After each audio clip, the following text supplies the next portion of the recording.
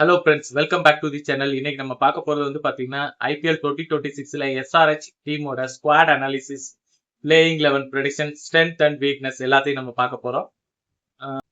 உண்மையிலே இந்த ஐபிஎல் 2026ல ஒரு ஆபத்தான டீம்னா அது எஸ்ஆர்ஹெச் டீம் தான். சரியா? ஏன்னா இந்த சீசன்ல எஸ்ஆர்ஹெச் டீம் மூலமா ஒரு நல்ல என்டர்டைன்மெண்ட் இருக்கு ஐபிஎல்ல.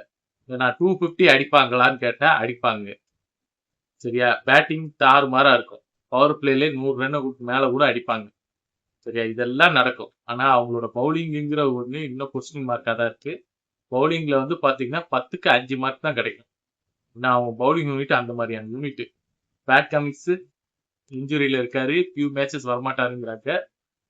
அங்கேயே முடிஞ்சா இப்ப வந்து மெயின் பவுலர் யார் தெரியுமா? Harshad Patel, J உனர்கட்டு, Ishan Malinga.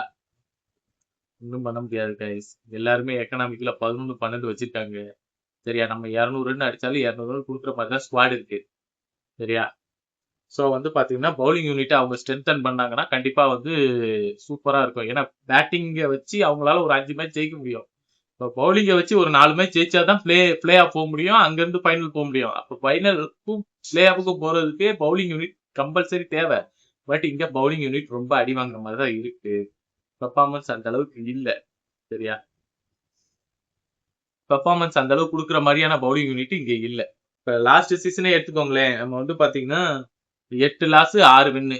Henrik Klaasen top பேட்டரா இருந்தாரு, டாப் பெர்ஃபார்மராகவும் இருந்தாரு. இந்த சீசன் ரொம்ப இந்த சீசன்ல எல்லாருமே பெர்ஃபார்ம் பண்ணுவாங்க. அந்த அளவுக்கு ஃபார்ம்லயும் இருக்காங்க. அனிகித் வர்மாலாம் நல்ல ஃபார்ம்ல இருக்காரு, ஹென்ரிக் கிளாசன் இருக்காரு, கூடவே லியாம் லிவிங்ஸ்டன் இருக்காரு. அப்படி பார்க்கும்போது வந்து பாத்தீங்கன்னா டாப் ஆர்டர்ல எந்த பிரச்சனையும் இல்ல. 1ல இருந்து 7 வரைக்கும் எந்த கரெக்ஷனும் இல்ல, ஸ்ட்ராங்கா இருக்கு. அது வந்து பாத்தீங்கன்னா பவுலிங் யூனிட்ல மட்டும்தான் பெரும் பிரச்சனையாவே இருக்கு. பார்க்கலாம். எப்படியாவது வந்து ஹர்ஷத் படேல் ரொம்ப வருஷமா போறாரு, ஆர்சிபிக்காகலாம் நல்லா பண்ணாரு. அந்த மாதிரி அதாவது ஒரு டீமை ஷோல்டர்ல தூக்கிட்டு வந்து நான் முடிச்சு கொடுக்குறேன், நான் பண்றேங்கிற மாதிரி வரணும். அதுதான் நல்லா இருக்கும். பார்ப்போம் என்ன நடக்குது. சரியா? பிளேயிங் 11 போலாம். வாங்க பிளேயிங் 11 பார்க்கலாம். அதாவது பிளேயிங் 11ல ஓப்பனிங்ல வந்து Abhishek Sharma, Travis Head, Ishan Kishan top ஆர். மிடில் ஆர்டர்ல வந்து பாத்தீங்கன்னா Heinrich Klaasen, Aniket Varma, Nitish Kumar Reddy and Liam Livingstone. இவங்க 4 பேர் வருவாங்க. மொத்தம் 7 பேர் டாப் ஆர்டர் கரெக்டா வந்துச்சா? 8வது இடத்துல வந்து பாத்தீங்கன்னா பவுலர் ஸ்டார்ட் ஆகும். இசான் மலிங்கா, அது போக வந்து பாத்தீங்கன்னா ஹர்ஷத் படேல் 9வது இடத்துல, 10வது இடத்துல வந்து ஜே உனர்கட்டு, 14வது இடத்துல அன்சாரி. மொத்தம் 11 பிளேயர் வந்துடும். இம்பாக்ட் பிளேயர்ல வந்து பாத்தீங்கன்னா பவுலர் வேணும்னா பவுலரு, பேட்ஸ்மேன் வேணும்னா பேட்ஸ்மேன், அந்த மாதிரி மாத்தி எடுத்துக்கலாம். எப்படியும் பவுலர் தான் போவாங்க. இப்ப 3 ஃபாஸ்ட் பவுலரோட போவாங்க. எப்படி பார்த்தாலும் பாத்தீங்கன்னா பேட் கமிங்ஸ் வர்ற வரைக்கும் இதுதான் ஸ்குவாடா இருக்கும்.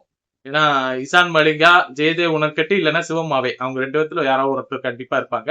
ஹர்ஷத் படேல், இந்த மூணு ஃபாஸ்ட் பவுலரு. ஸ்பின்னர்ல வந்து பாத்தீங்கன்னா அன்சாரி இருப்பாரு. அது போக ஆடானா லியாம் லிவிங்ஸ்டன் இருக்காரு. அபிஷேக் சர்மாவும் பவுலிங் போடுவாரு. ஏன்னா அவர் ஆல்ரவுண்டரா தான் வந்திருக்காரு. பவுலிங் பிராக்டிஸ் எடுக்கிறாரு. அவரும் பவுலிங் போடுவாரு. நிதிஷ்குமார் ரெட்டி பவுலிங் போடுவாரு. சோ வந்து பாத்தீங்கன்னா 7 பவுலிங் ஆப்ஷன் இதுலயே வந்துடும். அது போக எக்ஸ்ட்ரா இம்பாக்ட் சப்ல பவுலிங் எடுத்து எப்படியாவது உருட்டி தரட்டி கொண்டு வந்துடலாம். என்ன ஒண்ணு, போடுற எல்லாரும் ஒரு எக்கனாமிக் கொஞ்சம் டீசெண்டா போட்டாலே போதும். ஏன்னா நம்மளால பேட்டிங்ல சூப்பரா அடிக்க முடியுங்கிறப்ப பவுலிங் வந்து கரெக்டா போட்டாங்கனாலே போதும். பேட் கமிங்ஸ் வர்றதுக்குள்ளேயும் டீம் வந்து ஒரு 2-3 வெற்றிகளை பார்த்து கரெக்டா ஸ்டெடியா இருந்துச்சுன்னா எப்படியாவது உள்ள போயிடலாம். மொத்தமாவே டீம் பவுலிங் சுத்தமாவே முடியலன்னா ஒண்ணுமே பண்ண முடியாது. சரியா? பேட்ஸ்மேன் எவ்வளவு ரன் அடிச்சாலும் ஒண்ணுமே பண்ண முடியாது. பார்க்கலாம் என்ன நடக்குதுன்னு. எல்லாரும் கமெண்ட் பண்ணுங்க. இந்த எஸ்ஆர்ஹெச் டீம் பிளே ஆஃப்ஸ்குள்ள போவாங்களா? சரியா? இந்த வருஷம் 250 அடிப்பாங்களா இந்த எஸ்ஆர்ஹெச் டீம்? எல்லாரும் கமெண்ட் செக்ஷன்ல கமெண்ட் பண்ணுங்க. வீடியோ பிடிச்சிருந்தா லைக் அண்ட் சப்ஸ்கிரைப் மறக்காம பண்ணுங்க.